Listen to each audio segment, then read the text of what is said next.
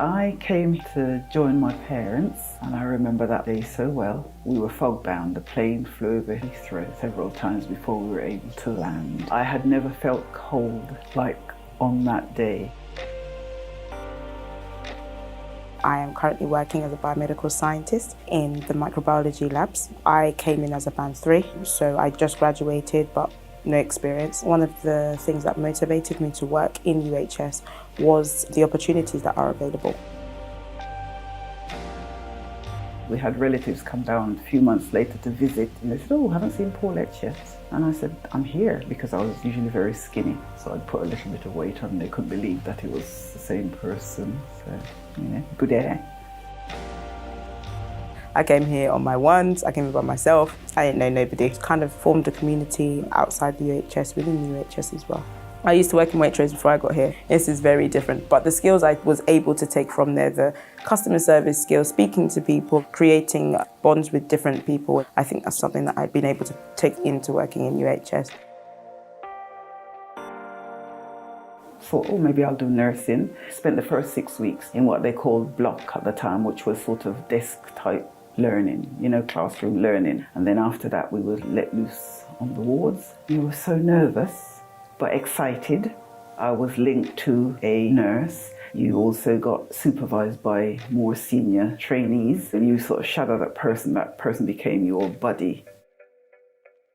We were hands-on right from the beginning. I saw things that I didn't know about, like heart attacks. People have had strokes, diabetics.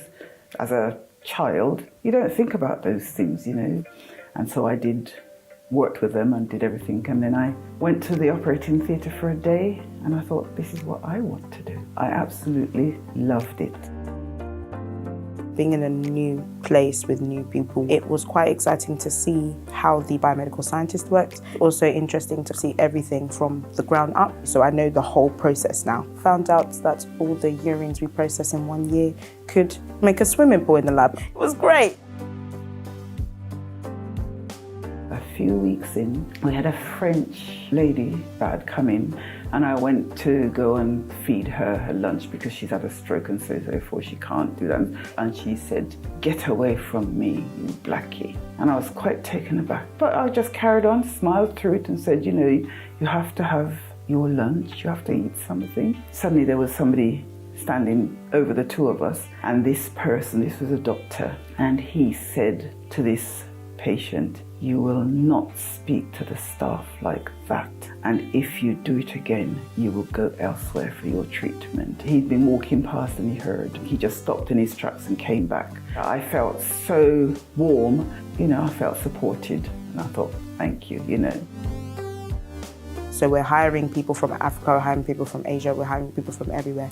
A lot of people thought that because their knowledge was different that it was wrong. There are people that dealt with different kinds of bacteria. It's not just one type. And understanding that different isn't wrong really does help in terms of how you engage with them. So what we did, they would give a lunchtime talk on something that they specialised in. So people would get to know who they are. But then you've expanded the knowledge of the laboratory as well. Came across my first death. I'd gone to lunch and I came back and the curtains were drawn around this patient. And I said, "Oh, why are the curtains around Mrs. X?" And somebody said, "She's gone." I said, "No, she hasn't. Her slippers are still under her bed." And then she explained. She said, "You've never seen anybody?" And I said, "No, I haven't." There always seemed to be a party here because you've finished your training, you've passed your exams, you're a qualified nurse, and now the role changes. Information was being shrunk. We'd speak to the managers about issues we were facing. The managers would try and speak to their managers.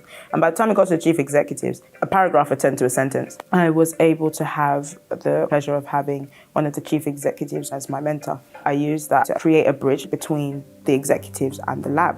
So then they talk to the staff and actually find out what was really going on. Hierarchy isn't meant to suppress, but it's meant to support. If you've got good ideas, open up and speak about it. You might expedite the patient's healthcare, which could save somebody's life.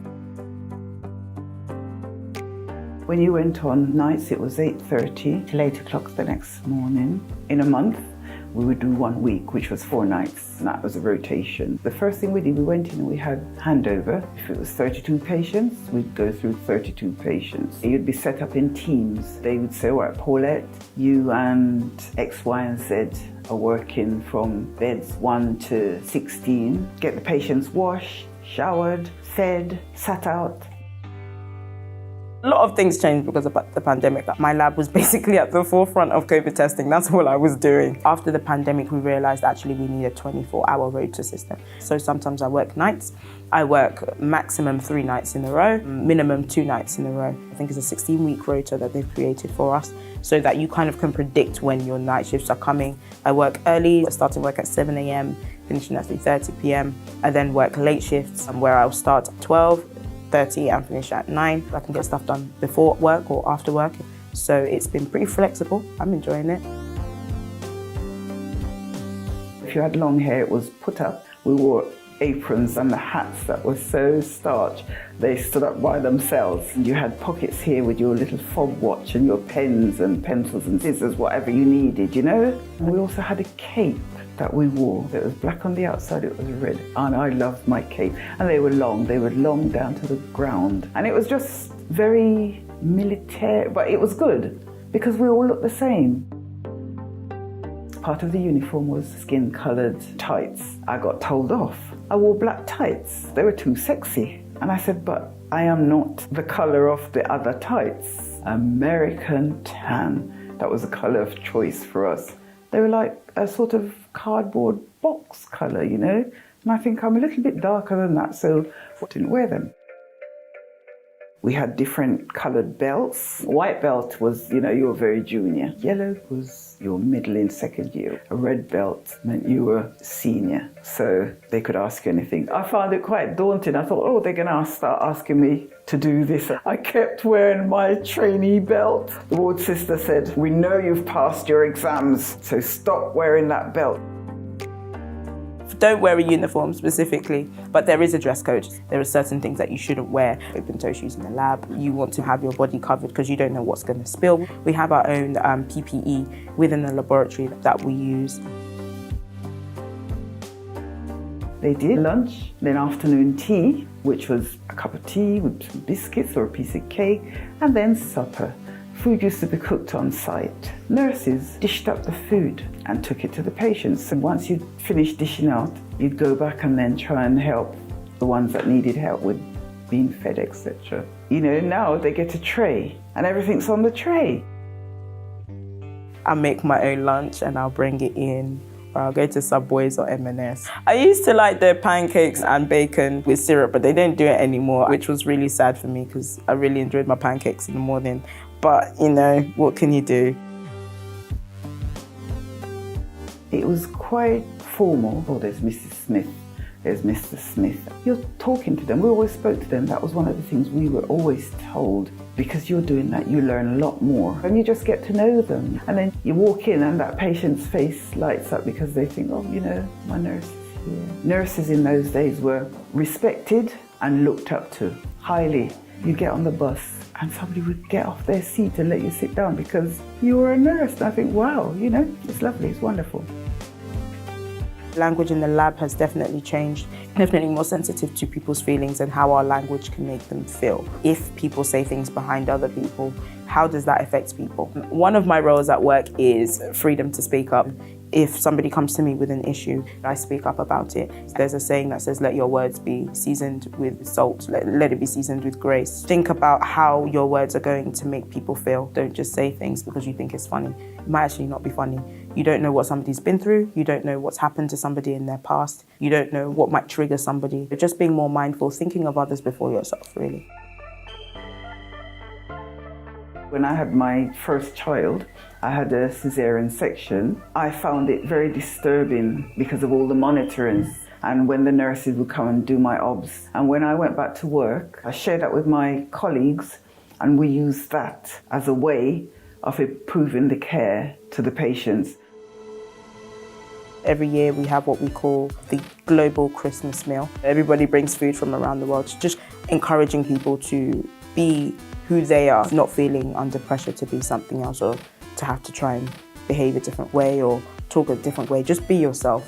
The Windrush Generation helped in building the NHS. They came to work because we had a shortage. I think it's something that we've continuously seen within history. Your GP might be from an Asian background, they might be from a black background, they're from everywhere nowadays. And I think that's one thing that this country is built on, the fact that people have chosen to come from where they are, to build up their skills here, to find opportunity here for a better life. Doctors, nurses, radiologists, a lot of them came, especially during COVID. I think we realised how much potential is in other continents as well. There are people that are absolutely amazing and have so much to bring to the NHS. The Windrush propagated a movement of there's more opportunity. You don't have to stay in one place. Seeing doctors that look like you is definitely an encouragement that I can do this too, that I'm not alone. People don't realise how much we are missing in the labs. I think there wasn't as much representation as there should have been. I'd like to appeal to anybody that wants to do biomedical scientists. Go ahead. Nursing is open to anybody. You don't have to just be a registered nurse. There's so much more you can do. We have nurse consultants now, also nurses who can become surgical assistants. Choose the path you want to go, research what you want to do, and just aim for the skies.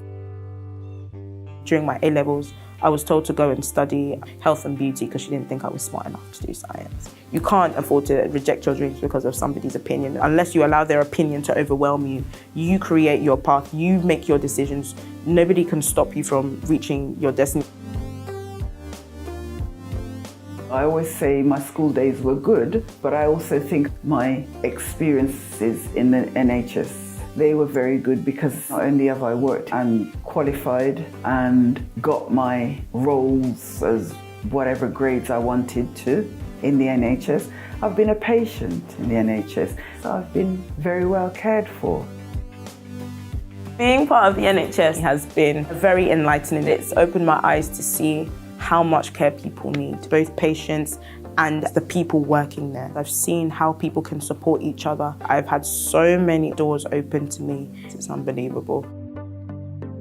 I've been there at the NHS at the worst, and I've been there at its best. I do feel very proud of that. And I remembered when I left, somebody wrote in my leaving book that when he came into and saw it was me, he was at ease because he knew everything was going to be all right. Being a second generation NHS worker, the way I've been treated is completely different to the way my mum was treated. She was working in the office and there were 3 or 4 of them and they were all black. So somebody came in and said, "This is the black office, I'm guessing." In that moment, she felt empowered to speak up and say, actually, no, you can't talk like that. Seeing how my mum has risen through the ranks, go through all the obstacles that she went through and still attain excellence, it shows that it is achievable. As long as you keep that dream alive within yourself and you consistently work through that goal, I will continue to see good things happen.